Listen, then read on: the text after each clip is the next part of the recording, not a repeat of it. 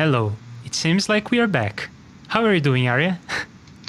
I hate everything. I think I am out of reasons to want to be alive and stream because yeah, OBS just crashes my system. Like, well, people didn't see the everything that happened post crash, but system crashed, and then the NDI of Leandro was showing my face. And then every time I try to fix it, it just doesn't work. And I've been streaming with the same computer, same settings forever. So it just doesn't work. And I think this was the last straw. I won't be streaming from my computer ever again. So good thing we have you, Leandro. Cause yeah, this just sucks. And I don't know if I should hate OBS, if I should hate my Mac. Yeah, but this was honestly the last straw, and I really enjoy live streaming, but I just can't fucking do it anymore.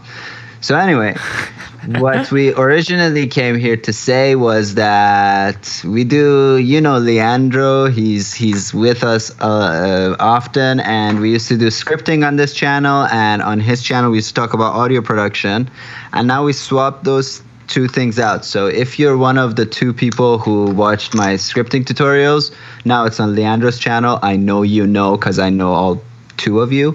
And otherwise, we're going to talk about audio production. We're going to look at Plugin Doctor. We're going to look at different ways of doing stuff in Reaper. And if you want to know more about that, watch Leandro's audio production. Oh, my OBS just crashed. Watch audio production tutorials on Leandro's channel, which I will also add to a playlist here. And that's that. And if you got questions about Reaper, ask it. We're going to nerd out. Watch it. Don't watch it. I don't know. How are you doing, Leandro? I am okay. I am sad to hear that you're having all these issues. Since usually what we do is I have a song that I'm working on and you help me out and you teach me stuff, but I was working on the song that we were working on last time, and I don't have much to show. I didn't record backing vocals. I recorded some other parts. I started the orchestral stuff I wanted for the introduction, but nothing that is like worthy of talking about for now. So I thought we could do something more lighthearted. Sure. Now that's good. an odd word to use because you seem to be pissed off. But now that we are just having this lighthearted conversation about audio production, there are several topics that I would like to catch up on. Starting with what is the thing that you said you were doing with OBS? You mentioned you were doing a bunch of experiments and then everything was kind of broken because of that. And you had a different background and other things. So you did graphics. You also played with something that does transitions. So yeah. I had a lot. There was a lot of cool things, and like my computer just can't handle it anymore. And it used to, like, nothing from my setup has changed. 0% of my setup my audio interface is different, which shouldn't really affect anything. And if anything, like my 12-channel audio interface is replaced with a 2-channel audio interface. So really, like, in terms of resources, if anything, I should be using fewer, and I'm not. It's always fun to talk about gear. So you sold your old your old audio interface, and you got a new one, I think. I mean, I haven't bought a new one. I'm just using a new one, or I'm just using a different one right now. That's an old PreSonus audio box USB. But I'm buying a new one. I just don't want to buy from Amazon, so I want to go to a place and buy it. Yeah. And how is that in Canada? Because here in Portugal, there isn't even Amazon. There is no Amazon Portugal. So buying from Amazon is kind of easy over here. There are plenty of other stores. Like, I bought this new interface that I streamed about it last Sunday. I unboxed it live and everything. So this new interface I bought here at a store. I went to the mall, I got it with a box, and I came home. And when I used to live in the US, that was kind of hard to do. There was like Guitar Center, there were 2 or 3 other stores, but really it was mostly Amazon. How is that in Canada? Yeah, I mean, obviously Amazon is has got most of the market share. There's like Best Buy, which I also dislike, because I mean they're like a corporation. They're just worse at their job than Amazon is. So it's not like they're better people. They're not. There is then in the music realm. There's Long and McQuaid, which is like a Guitar Center, but I think it's only in Canada. I don't know if they have U.S. stores. Probably not, because I never heard of them. Yeah, I'm relatively okay with them. I shop there, but their Montreal branch is like an hour away from me. So I go to this other store called Steve's. Shout out to Steve's. Steve's is cool. It's like one guy called Steve and a few people employed by Steve, and they got guitars, they got audio interfaces, synths and stuff like that. And I just really enjoyed that experience. Like I went there to buy mic stands, and like one dude spent like half an hour talking to me about mic stands. And really, it's hard to buy a mic stand online for me because I needed like a tabletop one for the studio, and I didn't know like how big they are. And then we went there. I can see how big stuff is, how it would look in the shot. He grabbed a mic for me that was the exact mic we were using in the studio, just to see if it's like if it can hold that weight. So you can't argue with that level of yeah. And I mean, and some people sometimes when you go to like a music store like that, they're like really mansplainy and annoying. So there's that.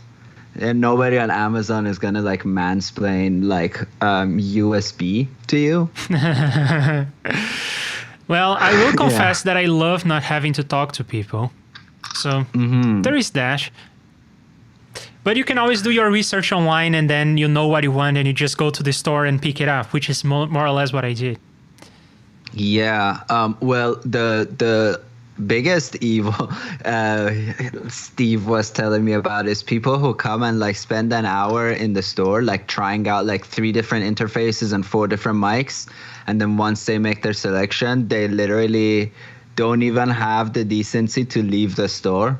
They start ordering the stuff that they want to buy on Amazon at his store. I'm like, that's despicable. That's pretty despicable right there. Yeah. But yeah, I also sometimes I buy things online. Like when if there's something I need to buy, like I want to buy an SM7B. I know it's an SM7B. There's no other mic that I'm like that I can afford. This is what I want. Then get it online. But if I'm trying out a bunch of things, I like to go to a person in real life. Hi, Bo. Has YouTube changed? I think nothing has changed. I think the universe hates me and I should take the message and stop doing it. And I think I took the message today. I've been fighting this, and there's just no fighting it. I mean, I can't buy a new computer and this doesn't work. I reinstalled OBS. I downgraded OBS. I should say that I'm a Mojave. I'm not going to Catalina. If that is the fix to my problems, is to upgrade my OS, then I guess that's not the solution. And yeah, I'm not doing it. Yeah, another thing related to this. No, hang on. You said that you're using a PreSonus thing and you want to buy a new interface. So why is the current one not satisfactory? And what are you looking for in terms of interfaces? Maybe you can hear it if I turn my interface up a little bit. Do you hear that? Or hold on, I'm actually taking the noise out. Do you hear that? This is what I hear. Well, I don't, but maybe Skype is doing some gating. Oh, Skype may be doing some degrading and denoising, yes. And actually, one thing that Skype does is it also downsamples the audio. So I think the sample rate on Skype is something like 32K or something, because you don't have anything past 16. You barely even have anything past 12. So maybe even 24K sample rate. So yeah. But yeah, like the preamps on this thing are not very good. It's pretty old. So on my Zoom, like I used to be able to have my buffer size at like 64 when we were doing these things, and now I have it at 256 for like how many plugins is on my chain? 1, 2, 3, 4, 5, 6, 7 for 7 plugins. I am doing 1024, so. Oh, but you're not monitoring what you're saying then? I am not. Ah. Yeah, I monitor the levels, and from time to time I go on YouTube and I watch the stream to see if like it sounds nice, and that's that. I don't monitor myself as I am speaking. I don't really see a big value in doing that. But there is sync between your video and audio. Actually, right now there isn't. Right now it looks good at 1024. Yeah, I synced the video and the audio with this buffer size. Okay, I see. What about, yeah, I guess like when we have guests, they're not super in sync, but like also who cares? This is not like a James Cameron movie. We're just chatting. Everybody needs to chill out. Yeah, I try to sync everything, but it's very hard with NDI and everything in the middle. The latency changes, so that's complicated. All right, and what are you looking for in terms of a new interface? So I guess the biggest problem of the current one is hiss or self noise. Yeah, hiss. Yeah. I think I was really surprised because I really like the preamps on my Zoom L12. I never felt the need to buy a cloud lifter. With something like this, like if I was going to use it, I would need a cloud lifter. So, and I know part of what I liked about the Zoom L12 is that it has a onboard pre or post preamp, pre everything else compressor. So I think that was part of why. So I could like lightly compress my signal going in, and then I wouldn't need a cloud lifter. And actually for speech, it would be a little more practical than having something that just boosts your gain, because then you gotta control it in a million ways. So long story short, my current contender is the Volt 276 by Apollo, which is like their kind of lower end consumer grade. I don't have money to buy the like Apollo Twin or Solo. I think I'll buy the Volt 276 and see how that works out for me. Yeah, and why do you want something by Universal Audio? Because I don't want another Focusrite Scarlett. They've disappointed too many people. I don't want Arturia because I own a piece of Arturia hardware that is pretty disappointing, the manufacturing. Like this knob, I wish you could feel how this knob feels when you touch it, and you would never buy an Arturia. Yeah. But is the knob defective, or is it like just bad? Yeah, I think it's defective. And then they're like, oh, like post it back to us and we'll send you another one. And I'm like, no, just make shit that works. I don't want to go to the post office. My whole life has been designed around not going to the post office. So I don't want. They can go to your house. The post office will not go to your house, but the mail person can. They can pick up a package at your house, probably. Yeah, I was just like, all right, whatever. I honestly don't need 8 knobs, or 9 knobs. But like, yeah, I thought their hardware and just overall, like the keys feel okay. The pads don't feel good enough. The faders are okay. I mean, faders, how hard is it to make faders work? So it's not like they should pat themselves on the back for that. But yeah, overall, I thought Arturia hardware, I have one thing and I don't like it. So I didn't want to buy an Arturia interface. And then yet the other contenders were Behringer and it was Apollo. Behringer, I like Behringer. I wouldn't do business with them because they have a reputation. Behringer is priced how it is because they neglect human rights. And whenever you get something that's cheap, that's the secret. The secret to Amazon's prices are human abuse and neglect, and so is Behringer. Yeah. So That said, like I'm in no position to turn down a bargain, and that's the true trap of capitalism. It's like as much as I don't want people exploited in Vietnam for making t-shirts, if people who made t-shirts were paid properly, I would not be able to afford it. So then you fall into this circle of exploiting and being exploited and all of that. So yeah, but yes. Did you consider the one that I have? I am liking it. It's just, it has been only a week, but I am very happy so far. You have the Audient, right? So with Audient, I just know that I may need Audient plus a cloud lifter for my mic. I don't think so. I watched some reviews online and I am using it, and yeah, you will have to go up to 10. I am up to 10 now, Right. but the noise floor is so low that you can just boost it in post or boost it in Reaper, and like I am doing right now. It's fine. What's your mic though? Well, it's the SM58, and I do know that the 7B is okay. going to require more gain, but still, it is good enough for the most part, and people online seem to back me up. You can watch like Booth Junkie, he tested with the SM7B, and there is this other person whose name I forgot, but he does something like, it's not just subjective tests. He measures the noise floor of the interfaces and everything. So it seems to hold up. But also, you don't have to get a cloud lifter. You can get something equivalent to that for much cheaper. The cloud lifter is like, I don't really understand how people pay $150 for a circuit with 5 components in there.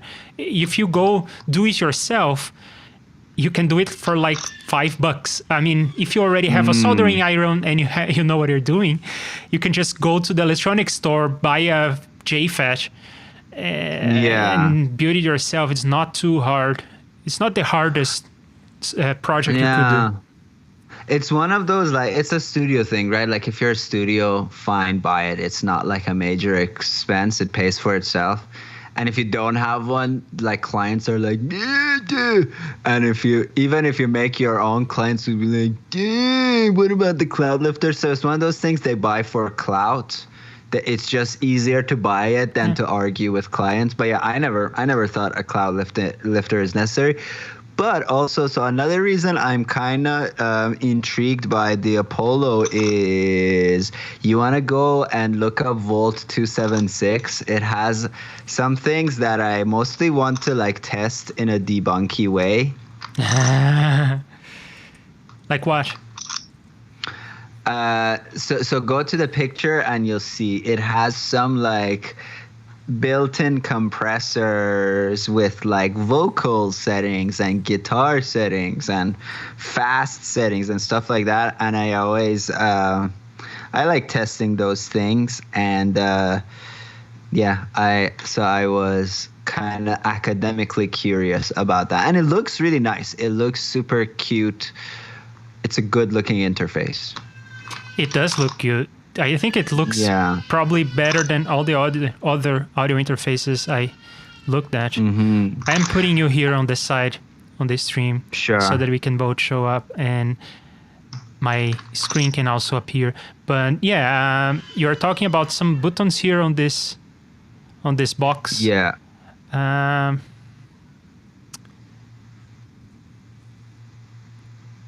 This is not high resolution. Oh, okay. 76 compressor and vintage. Yeah. Okay. I don't know. I just want to test those things. I know that it's not going to be like, whoa, and I know you can do it with plugins, but like, it's also like my students ask me what to buy, and like if it is convenient and if it does work well and sound good, it's still a good thing to be recommending to people. And do you think that this is like done with hardware, or is it after the analog to digital conversion? That's a good question. Yeah, I don't know the answer to that. They definitely made the interface look big enough that the hardware would be a possibility, but sometimes that's like tricky manufacturing, right? Making you think something is a big box when it doesn't need to be. Like the like Black Magic Designs gear is often like that.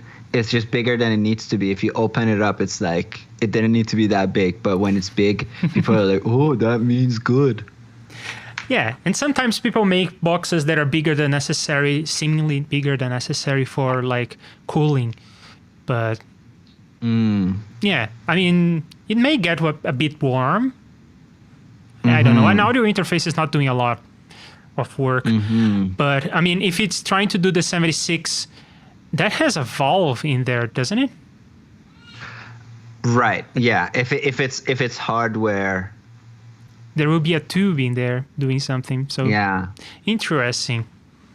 And then another issue that I have, though the Volt 76 does have this issue, I really don't like interfaces where you plug into the front, because I want my interface in front of me so I can adjust it.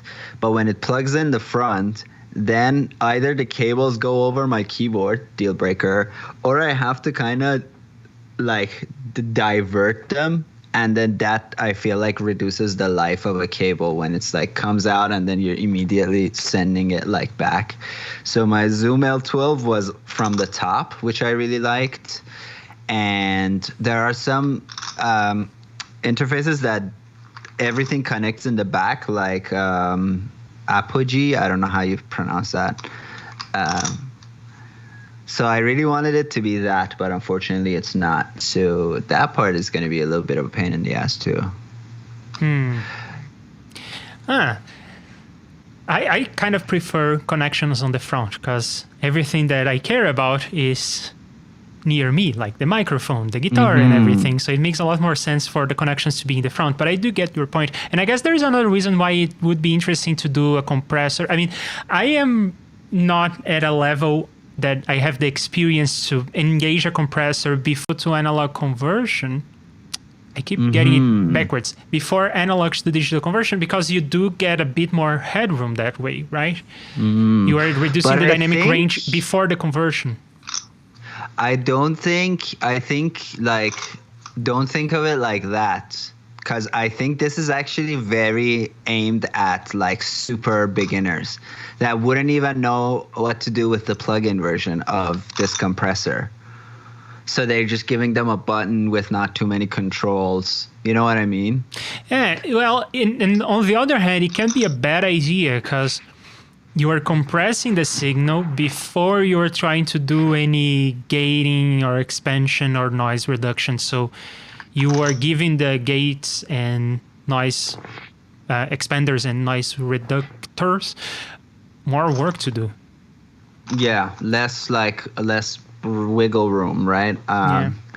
Signal to noise ratio action. But yeah, I wanna give it a try.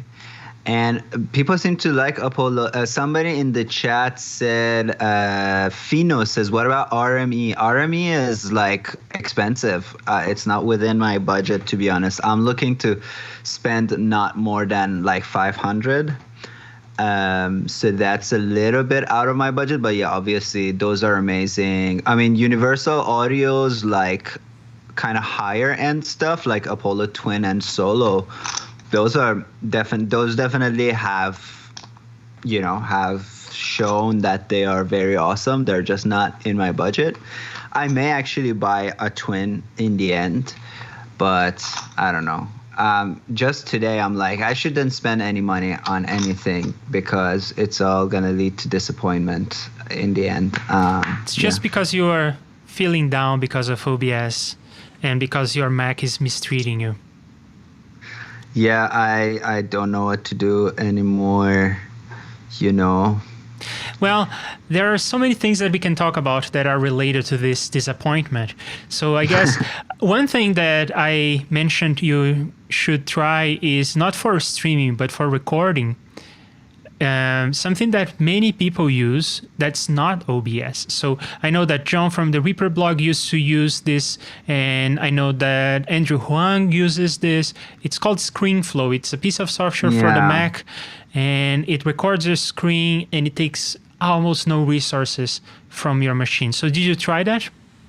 I haven't tried it yet. I think I definitely want to try it, but like right now, kind of my issue is I don't have too much time to do video editing.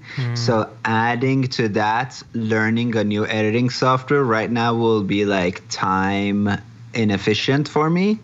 But I do want to try it. I mean, QuickTime is like iffy. QuickTime is really weird. Also, I noticed like when I capture my full screen, sometimes it's like 2560 by 1440, and another time it's like 2459 by like 15 or 1445, like a couple pixels up and down. And then I'm always paranoid that that will like scale itself weirdly. So I'm like, what the hell? Yeah. Well, I think that you'll be happy with ScreenFlow, and you don't necessarily need to use the editing, because ScreenFlow is a screen capturing and editing piece of software. And I think that most of these people I mentioned don't use ScreenFlow for editing. They export as a video. And then like Andrew Huang, I think, uses Premiere. And I think that John was using Reaper to edit the videos that were captured with ScreenFlow. So it's one more step. So you don't have to use the editing. You don't.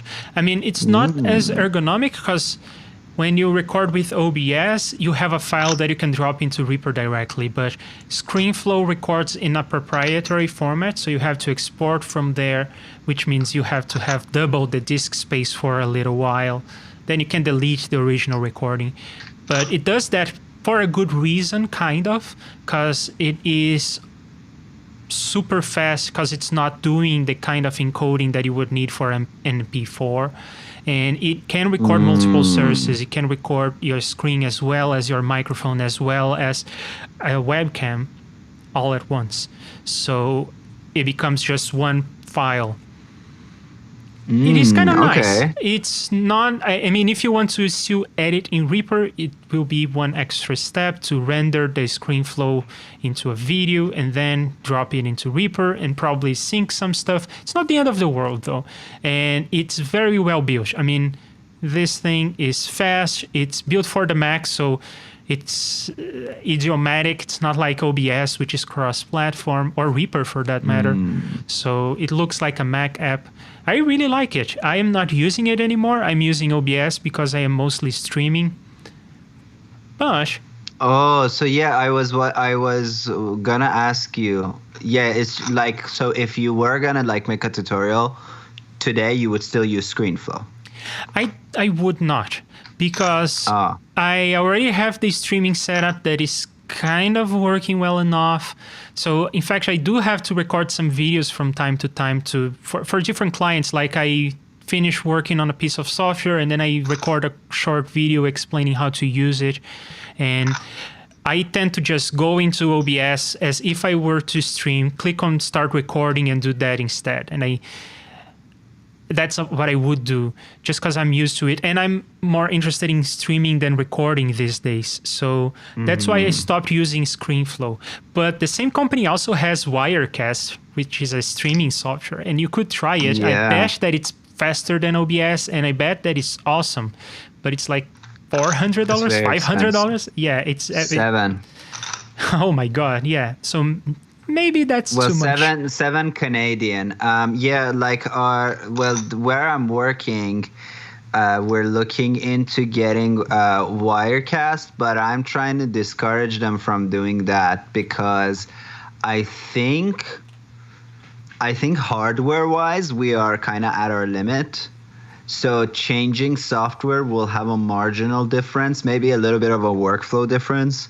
So I'm like, if you want to spend $700 on that, like we may as well buy a PC and then buy like vMix. Cause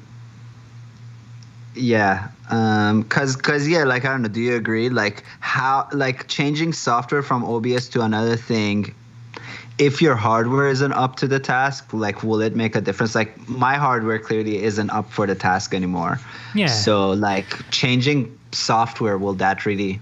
do anything? Yeah, if I had $700 to spend, I would buy a second computer dedicated for streaming. I think that you can spend a lot less than that actually, and get a very okay streaming dedicated computer. So it's only going to be encoding, and I guess you can sort of get a PC around $400, $500 that does well enough.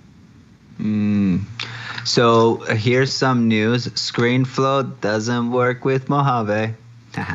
Well, but you're probably looking at the latest versions, and you can just use an older version. I don't see on their site if there's any place I can buy or I can get the older version. Well, I sent you before in a private communication the link to download the previous version of ScreenFlow, so you can go there. Oh, you sent me a link. Okay, cool. I'll check that out. Yeah. I was using ScreenFlow 8, and they are at 10 now, but ScreenFlow 8 is good enough. It does everything you need. Cool.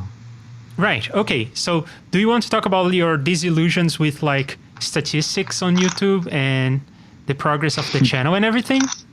Because you had some gripes about that. Yeah, I mean, like it sucks. What is there to say? I also wanted to check out the chat because lots of people are saying stuff. Hello to everyone in the chat. I am not following the chat myself because I am already on Skype and streaming, and I don't want to add another task on the network. So I'm not following the chat. I can read some out for you. So Bo is here and tells you that Germany has a bunch of mail order companies for music and audio stuff. I guess would you then have to pay shipping or just wait longer than if you went down to a store and bought a thing? Yeah, no, I think that when it comes to that, we buy from Amazon from Spain, or I guess there is some people also buy from Germany, Amazon from Germany or the UK.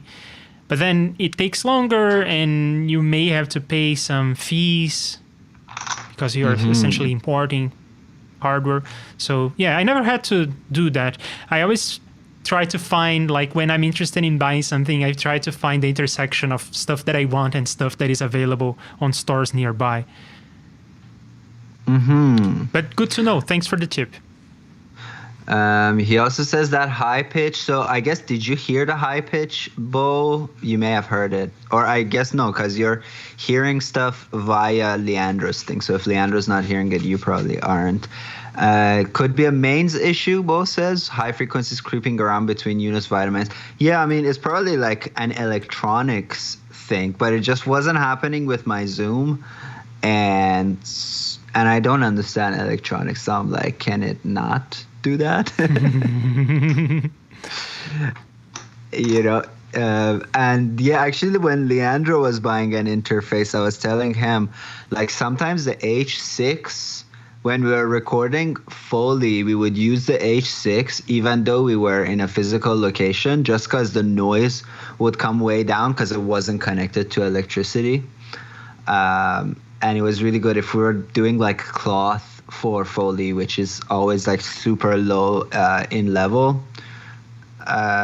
We just disconnected the mains, and that always kind of helps. Yeah. In that case, it wouldn't really help me because I am streaming, so I cannot record. If I was just recording something, I used to do that 1.5 years ago. I used to record in the Zoom separate, using the batteries. It made more sense. And then I synced everything in post. When I was doing more recording and videos, now that I'm doing more streams, it doesn't really make sense to do that, of course. But you can still be in battery mode and connect via USB and be an interface, just as opposed to using the adapter. I think it would make a change to the amount. But also it's good that you have an interface, because like the H6 is not like designed to be an interface, right? Yeah, it's a side gig for the piece of art. And I mean, I still love the H5. I love it. I'm not selling that guy. I am not selling that one. I can take it to the park, and the quality is really good. It went incredible. Yeah, I mean, for the price and for the size and for the portability and the versatility, you can do so much with it. I love it. The different attachments, the microphones, you can extend it to be a 4-input interface for 4 external mics. I mean, it's really, really nice. So not selling that guy, I'm accumulating stuff now. Achilles says best interface for about 16 to 20 channels XLR, or use 2-3 sound cards at once on PC. You can use multiple sound cards, but I think that's asking for trouble. You will experience some drift issues, and again, you can kind of fix them, but fixing them requires resource. So I think it's asking for trouble to use multiple sound cards. If you have 16 to 20 channels XLR, I mean, Zoom has some products, Behringer has some. Also, I mean, like, Scarlett, I know I shit talked it just now, but like almost everywhere where I've seen they have like a 48 channel kind of analog disc, and they want that digitally in Pro Tools or whatever. They usually use Scarlett's stuff, which is like software controlled. You have basically not any controls. You just have inputs and outputs on a rack mounted thing, and then you control it with software. It's fine.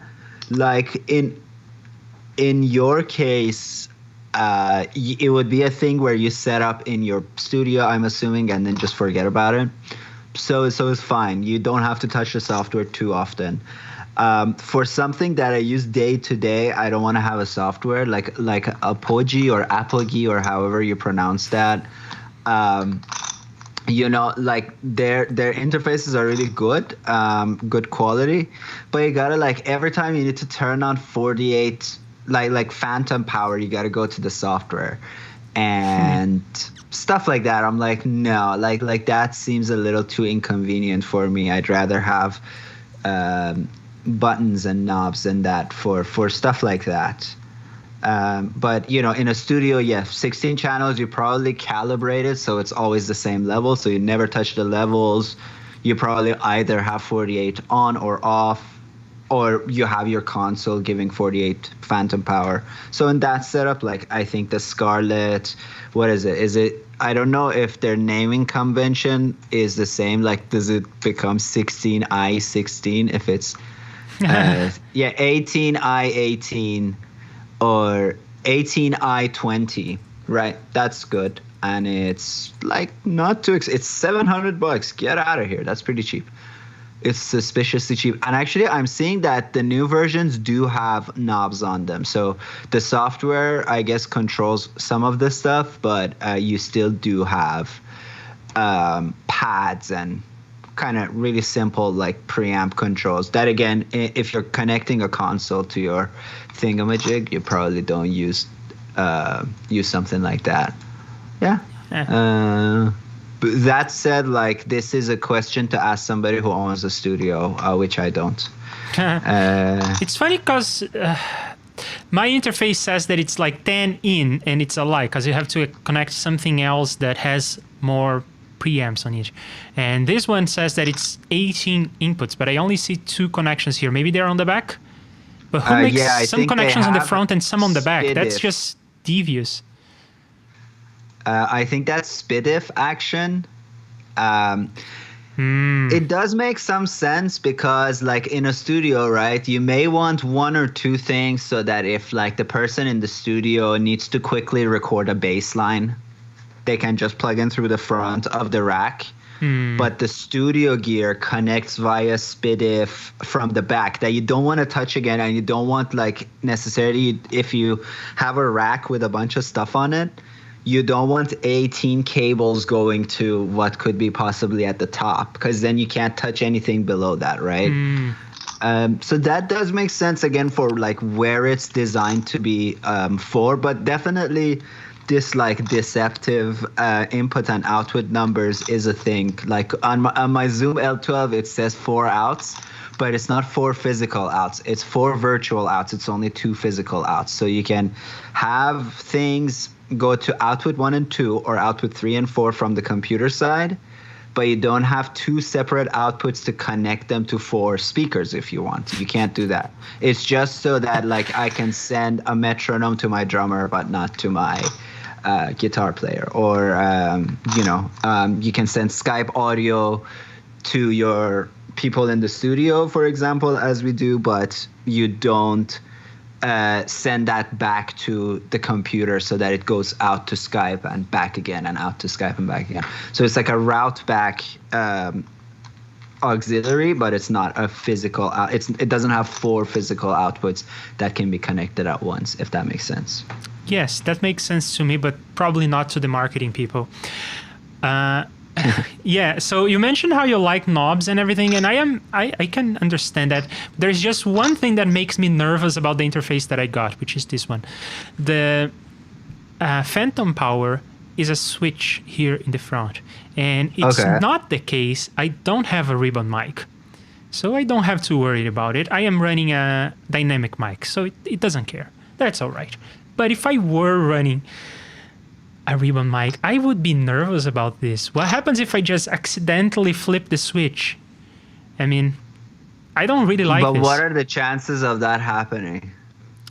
Of me getting a ribbon mic? Very low. Or no, I mean, have you accidentally pressed the 48-volt switch? Yeah, also very low. I get it, but still, it's something that can damage the hardware, so I think it should be more protected. It should be like something that requires me to press two buttons at once, you know what I mean? This kind of confirming your action deal. Interesting. Yeah. I guess there's probably, like, again, a quick fix. I've seen some studios do this where they have like a piece of tape or they wedge a piece of paper on switches they don't want to accidentally be pressed, so that if you still like push them, they will be pressed. But if you brush up against them, like, they won't be pressed. So that could be a quick kind of fix. Bo says Tritone Audio's Fathead is half the price of the Cloudlifter. Yeah, there's another Vancouver-based company that makes like a Cloudlifter thing, and it's like $90 Canadian. Yeah, it's I wouldn't say better or worse. It's equivalent. Cloudlifter doesn't do like a magical thing. It's just one of those things where the marketing has gotten ahead of the thing. Everybody's like, oh my God, the Cloudlifter, the thing. Yeah. And then other people are like, why doesn't Shure just manufacture Cloudlifters? And it's like, they actually do. they do have a Cloudlifter type thing. Nobody knows about it because everybody talks about Cloudlifters. Yeah. I mean, yeah, there are plenty of do-it-yourself things. There are plenty of companies doing other products that do exactly the same thing. And under the hood, the internal design, they are very similar, if not exactly the same. I mean, if you open up a Cloudlifter and a Fathead, they are the same thing, just a different enclosure. Yeah, it's actually really interesting how there's one guy on like YouTube, I forget his name, but I've only seen his videos like ripped off from him and put on Facebook. But he looks at like car manufacturing. So he opens like a McLaren and like the screws are loose. And it's like, really, like this car costs $500,000 and the screws are like rusted around the like bolts, and it's just embarrassing. And like when you open both of the doors, they kind of graze against each other. And I often find like the brands that are more popular, it's more likely for that stuff to happen in like a more popular brand than like a little brand where they manufacture 300 units a year and sell half of those. Yeah. They have more to protect. Whereas Cloudlifter, like they can just shit Cloudlifters out and nobody cares. Hey, Cloudlifters, you should support us. You should sponsor this stream. Send me a free one. I'll test it out.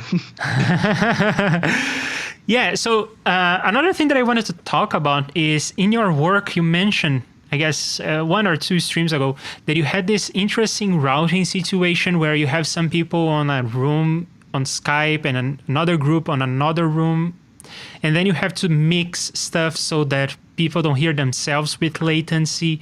Can you explain what you ended up doing, if it worked? Because you were doing a test stream that day, but we never heard back from what actually happened. Sure. Let me actually share my screen maybe for this one. If I share my screen, will it show up on my NDI source? Yeah, I can make it happen. Just share your screen on Skype and give me a moment. Yeah, okay. Sure. Now, give me a moment. Okay.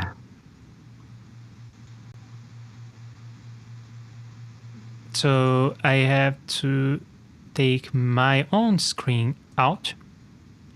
Are you sure you would want to remove Mac OS? No, just hide it. Thanks. And then add NDI source. New NDI source, whatever, and find your shared screen. And You know what I'll also do one day? One day we should stream while I'm at the studio. That would be fun.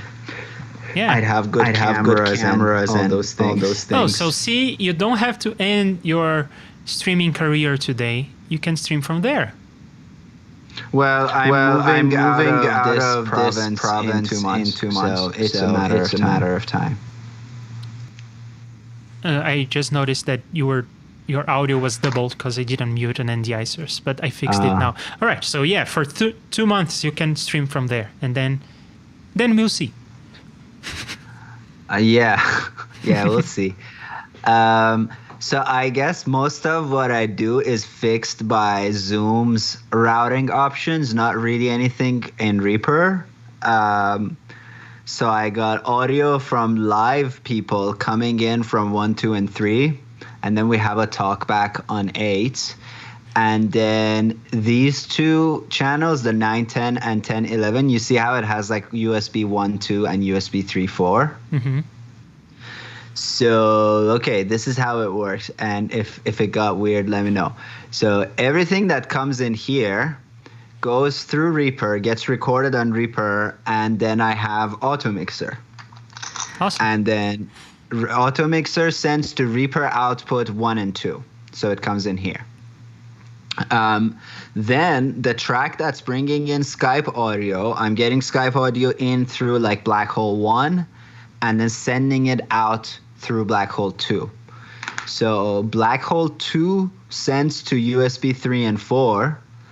Black Hole 1 sends to USB 1 and 2. So all my audio goes to USB 1 and 2, goes out the physical outputs into the Atom Production Studio 4K, which is one of those pieces of gear where I think it's a lot bigger than it needs to be, because it barely does anything noteworthy, really. It's kind of a piece of crap, actually.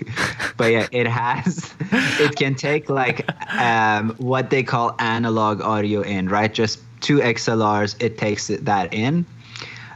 So what I do is, and then what the L12 has is 5 headphone ports.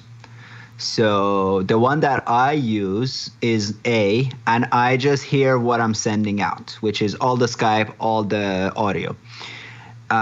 Then like B and C are the hosts, which aren't hearing the entire output or themselves. They didn't want to hear themselves.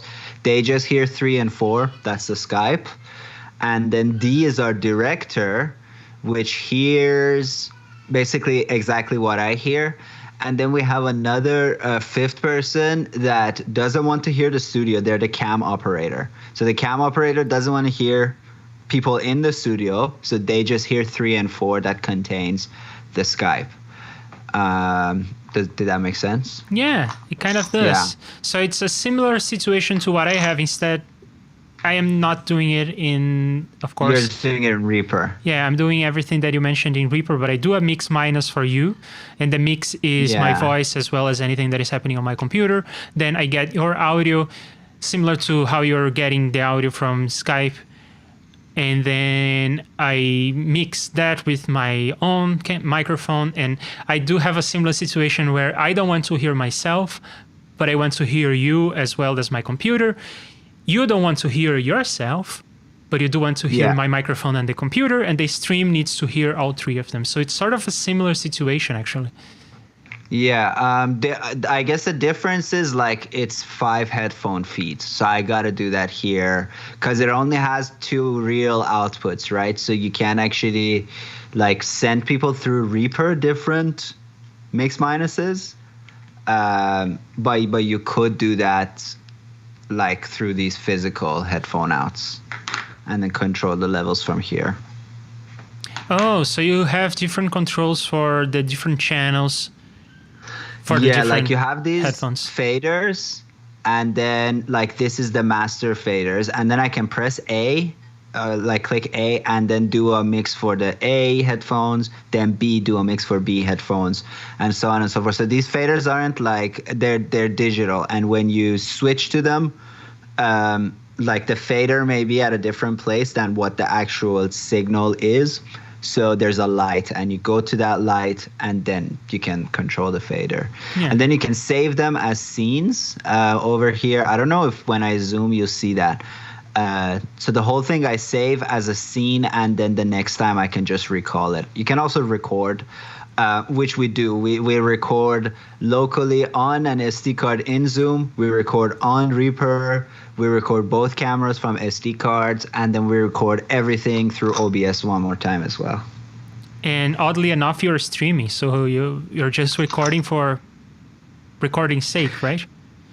We're recording because, well, for podcasts, I'm recording the audio because I don't know. I like when you're finished with a stream, to download it takes a little bit of time, and I can just instantaneously almost have the podcast ready because auto mixer, and I already have all the like processing on the track so people live hear them correctly. So I just edit like ums and ahs and mess ups and all of that, and everybody on Skype records themselves locally, so they send those to me, and I just replace the Skype audio with local audio, and then that goes to the podcast. And also for post editing, like we don't want to take the stream because we never drop frames. Our internet is great, but yeah, like we still record in post because sometimes, like, I don't know, you may switch to the wrong scene, and then you can go and fix those in post when you're trying to like make a clip, like just a clip of somebody ranting. Yeah. And when you're doing the editing of the podcast, do you like take notes as people are saying things that you want to cut, and then you just go to those places, or do you listen to the whole thing again? I kind of scan for like an empty area. You know what I mean? Because like when things are happening, I can open one of these projects. Well, actually, I have to open my other Reaper. I got 3 Reapers. That's right. Even it's a different icon, huh? Check this out. Yeah. How do you do that? The different icon. Oh, you go to applications. Whoopsie daisers. Okay, you just replace the icon file. Yeah. Okay. Yeah. If we go in here, like when I do the podcast edit, so this is the full video edit. And you can kind of find some moments where there's like a bunch of silence. This is like 20-ish frames of silence, which is actually not much. But I just go and find like gaps where nothing is being said, and I cut those. So just to see our video is, why is my transfer bar down here? Our video is like 1 hour and 26. And our podcast is actually not, it's 25 seconds less. So just little bits of trimming that's been done. Nothing too major. Yeah. And I just, like kind of dynamic split them. Or you can kind of check on the master track as well. Like when there's like a long bit of silence, just find that and ripple edit that out, you know. You can also use my script to take out silence automatically. The truncate silence thing? Yeah. Yeah, I just don't want to, like, I kind of decide which silence I want to truncate, but I do use like a dynamic split, which now you can do you can do the thing you were doing with dynamic split too. No, You may have inspired that, no? no, no, it's different.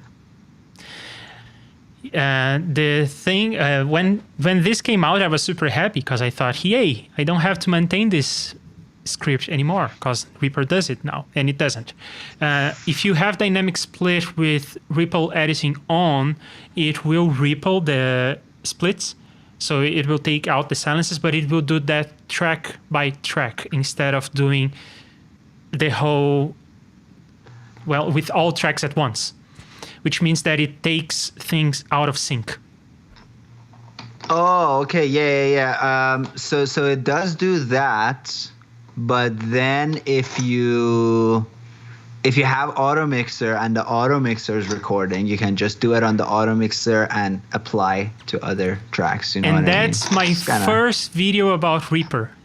That exact trick. It's how I did it the first time. Yeah.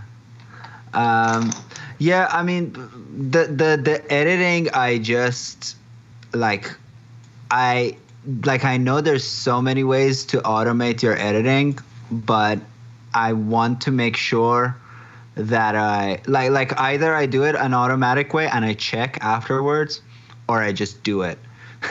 You know what I mean? So if I do it, then I don't have to check my work. Yeah, the way that I do it is I use the truncate silence thing to get rid of silence, because I don't want like this kind of silence that just happened as I am speaking. Of course, on a stream, there is nothing to do about that, but on a podcast, on video, it also doesn't work well. If you have a video, it doesn't work well to edit so tightly. But, or I don't think anyway, depending on the kind of video that you're doing. Like if you're doing a vlog and you're doing jump cuts left and right, then okay, but that's not usually the style I go for. So in that case, I think that makes more sense to, in a podcast, truncate silence first, then listen through 1.5 times speed, just so I will listen to the whole thing really fast and just take out like false starts, hums, sometimes people say something and decide that they don't want to air that, so I just take it out. And it's relatively straightforward. I can do like 1 hour of recording in 40 minutes, something like that. Somebody asked, what about the Tascam Model 12? Well, this is Model 16. I guess I no longer have a need for so many channels. I'm good with 2 channels. I got that Zoom when I was live streaming jam sessions and I needed like eight tracks and all of that. I no longer do. And if I one day like start recording bands again, I'll buy it. Just like last time I did it when I was recording a band.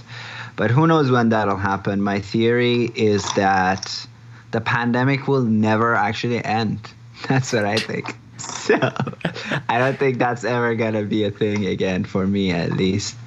But yeah, I love Tascam. Tascam and Zoom are both like whatever I've owned from them. Other than like way back in the day when Zoom used to make like guitar multi-effects, and those were pretty shitty, but they were very cheap too. But Zoom has my vote, and not Zoom, the voice conferencing app. That thing sucks. Zoom, the brand. Good stuff, Zoom. Sponsor me, give me free stuff. Yeah. Echo coming to stream, somebody says. Let us know if that's happening.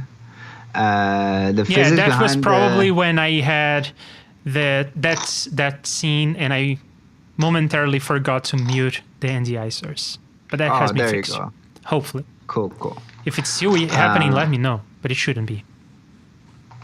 Fino says go and buy a used one. Yeah, I would love to get a used one or a refurbished one. But like I had a look around. I always try to buy used. I didn't see anything that I wanted. Like some people are like selling a Scarlett, and I'm like, nah. but I was checking if somebody's like selling an Apollo Twin. Didn't find one.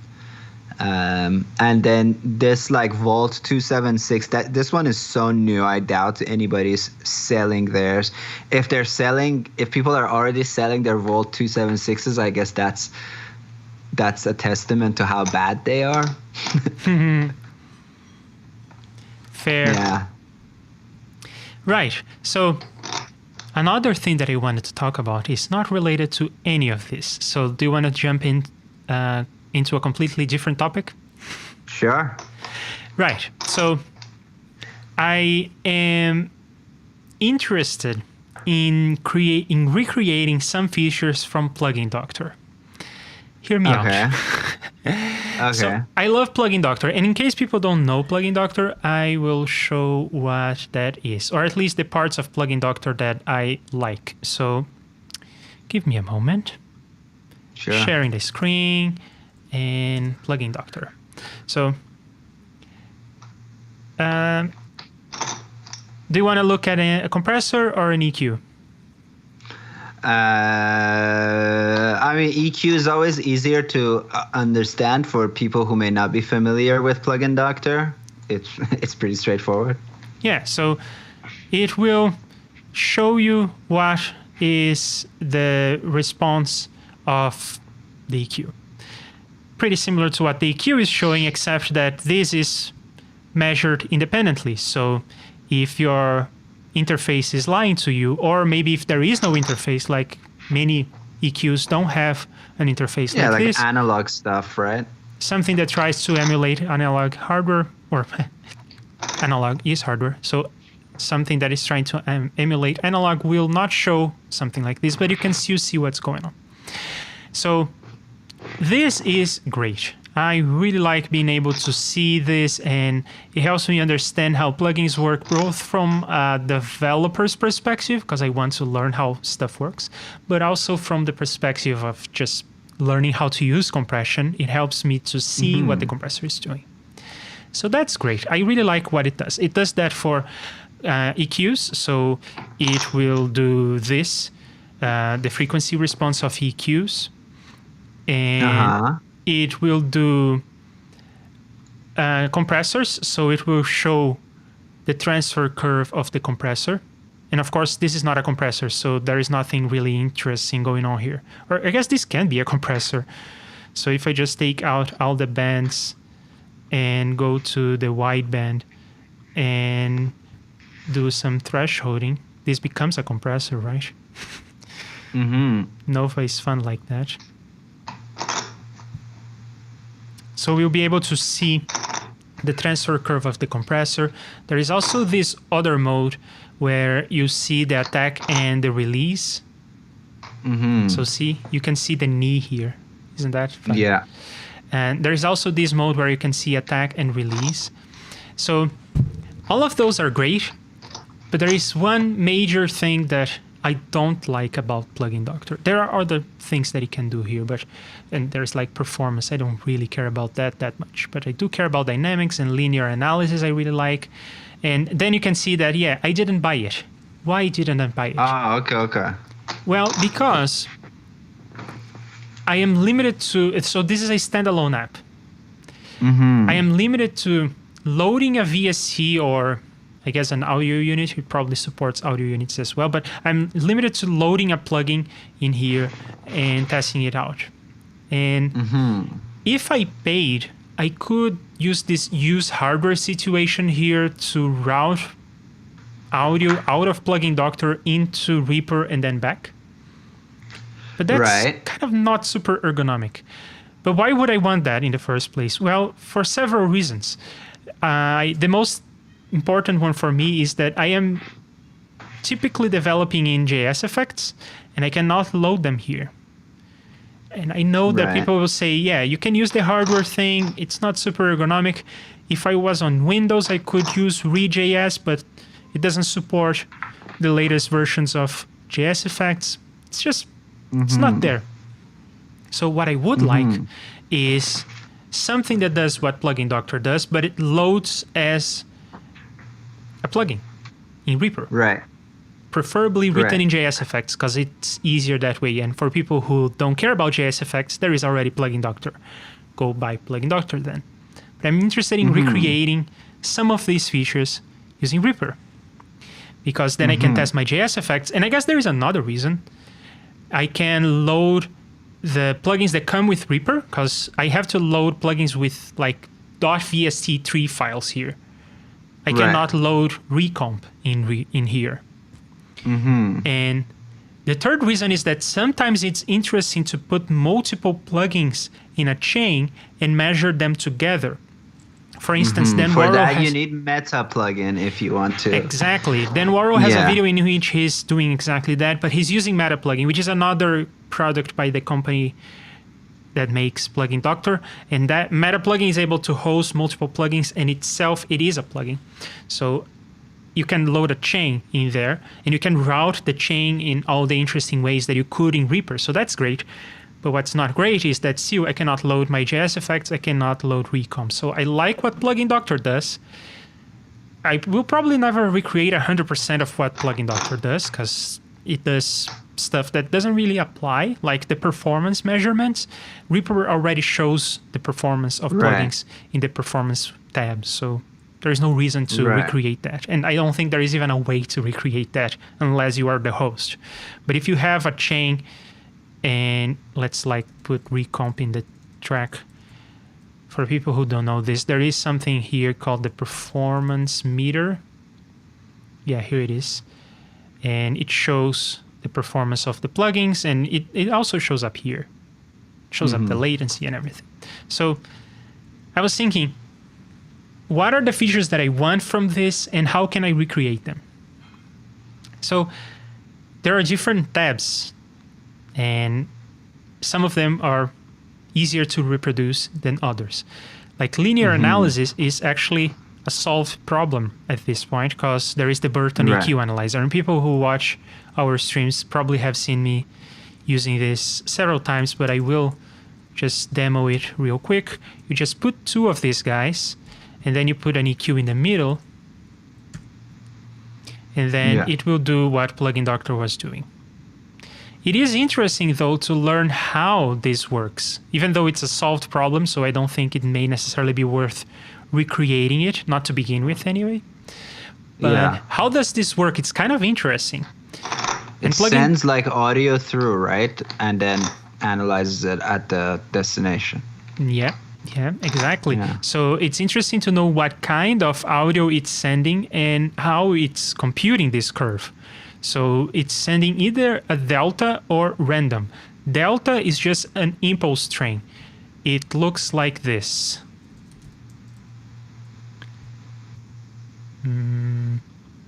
Here. Looks like this. It's just a bunch of impulses. So it's just a single sample that is a 1 and then a bunch of zeros. And then that impulse is going to run through your plugin. And then on the other end, so you have to use the Burton EQ analyzer, you have to make this sandwich of plugins. And on the other end, this other version or this other instance of the plugin is getting that signal, and it's taking the fast Fourier transform, and it is plotting the magnitude response or the phase response if you're interested in that as well. Of course, there is latency in Nova.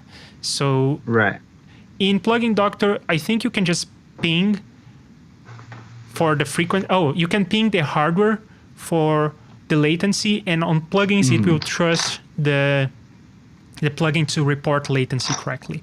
But here, I don't think there is any way around this. Maybe in the latest version, I'm running a version that needs to be updated. It's nagging me to update it. But maybe in the latest version, this is no longer the case. But now I have to manually come here, and so this is giving me a 184 samples, and now the phase response looks fine.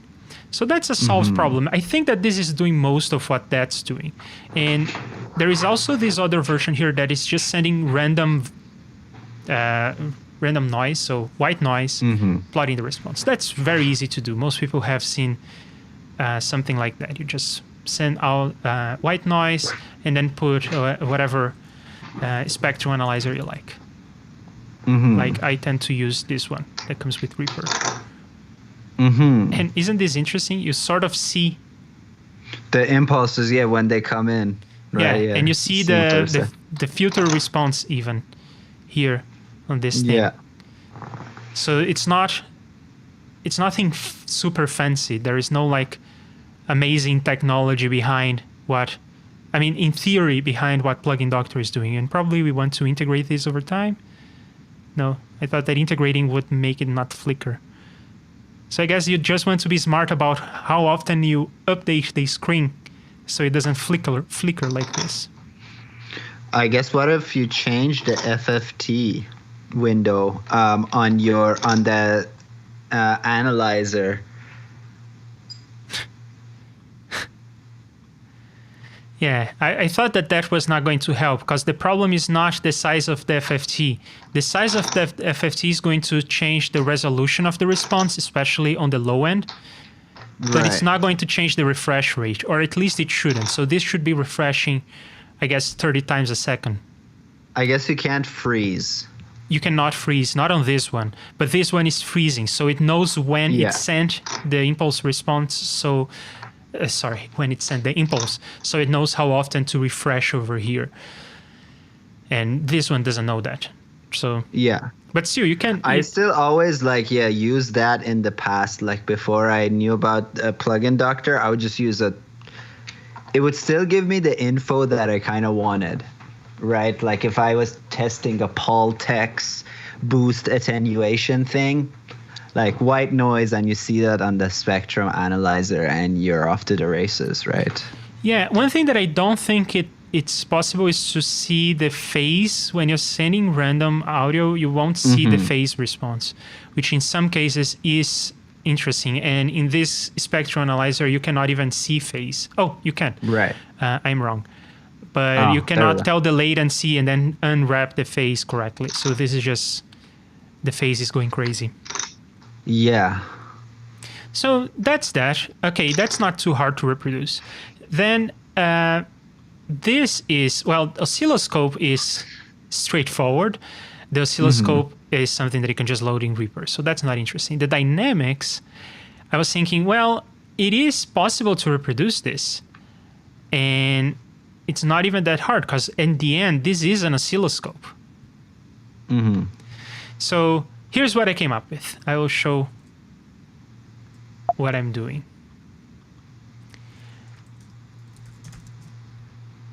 So a tone generator on the top. Let's remove all of this. Then an oscilloscope at the end. And then change the length. And then come here. And you see where I'm going, right? Yeah. So then you have to play around with the values to really make this look good. So it's going from 0 to a minus 120. So probably we want like 0 to 20. I guess that's what Plugin Doctor does, right? It goes from minus 20 to 0 to minus 20. So have you done anything like this? Yeah, another thing you can do is you can print an audio file that's like all the numbers are like 0.8 or something. Then if you put that through a compressor, you can see the curve of the compressor printed onto that, because all the audio file is just a straight line, but it's not a zero line. So then when the compressor kicks in, it goes down and then comes back up. That is interesting, but I don't think it may work for every kind of compressor. I mean, for things like recomp, I think that, all right. But if you are trying to do any kind of hardware emulation, then the compressor may react differently to different frequencies. Yeah. And that becomes the harder. other thing is, like, even with this system, like overall testing a compressor, there's like many factors at play. So like even with this, like, you know, we're not testing like knee unless we adjust that. We're not testing different lengths of like bursts, because if the burst is really short, maybe like the attack kicks in but then goes to the release stage. If it stays on, it behaves if it behaves differently. Then the frequency stuff, as you said, like so many compressors affect the low end and high end differently. Like it's really hard. Like, you do all these tests and then you're like, okay, but what did I learn now that I'm now using this compressor on the bass? Oh, yeah. If you're trying to if you're in the middle of a mix and you're trying to choose which compressor to use for something, that's not the way to go about it, I don't think. Right. But if you are trying to develop a compressor, or if you want to understand how other compressors are working, then I think that this is valuable. And even if you're just learning about compressors so that later when you're going to do a mix, you know how they behave, that can be handy too. Yeah, this is like like Dan Worrell always says, it's like practicing your scales, right? So it also makes a little bit of sense that Plugin Doctor is like a standalone app, because you shouldn't really be pulling it out in the middle of a mix. It's just, this is like homework, like off the table calculations, or like for developing stuff. Yeah. Matthias says you can't steal the "let's talk about" from Mike, but Leandro stole that first. I just want to make that clear. I'm just using the name that he was using. We can change the name. I'm fine with that. We should call it "Let's Discuss Audio Production." Completely new idea. No, completely original thought. In my defense, I think it's a great name. So if it's great, then we should steal it. I mean, yeah, I don't think Mike has a copyright on. Let's talk about Let's X. Talk about. But I thought the same thing, Matthias, when I said the thing, and I hope I'm pronouncing your name correctly. I had I had a Dutch friend who was named Matthias, and he said Matthias, but I think you're British, so I don't know if you use another pronunciation of the name. One thing that I really liked about this experiment was the shape. There is a Dan Worrell video about the shape of the release. It's about other things as well. But there is this conversation about how this shape is it goes this way, while most other compressors that he tested had a shape that was more like what I'm drawing now. Mm-hmm. And do you know about this? Do you know about this video? Yeah, I know that video, yeah. And what I learned is that there may be other ways of doing this, right? Because in the end, what we are seeing is the smoothing of the envelope. So you can smooth this. This smoothing is probably just multiply by a constant over and over until you reach zero gain reduction. And at that point, you stop because you don't want to expand. But another thing that I learned is that you can just do this, and it changes the shape of that to be more like the shape of the things that he was talking about. Mm-hmm. So that's the sort of thing that I was learning from doing these experiments. Is this something that... I guess if you adjust the knee, you will change that shape, but also the behavior of the compressor. Then if the sound is so your knee will kick in 14 dB before the threshold, and the ratio at that point will be 1.2, and then slowly 2 to 1, and slowly 3 to 1, and at the threshold it reaches 4. So I guess... Yeah, so I guess it's not if we're being a dick about it, it's not the exact same thing. But yeah, I understand what you're saying, yeah. Yeah, and another thing that I did that I found was interesting was just loading other kinds of compressors to see what their shapes look like. So for instance, this one is it naturally has that other kind of shape. Yeah. And there is no knee control here, so it just has that shape and there is nothing you can do about it. So I thought that was, okay, that's interesting. But what about this other thing, this ramp? And that was not something that I could quite reproduce. Well, what about this? What if you had the file that you're using is, I mean, it could be like white noise, or it could be like one of those impulses, and they gradually grow in amplitude. So it's like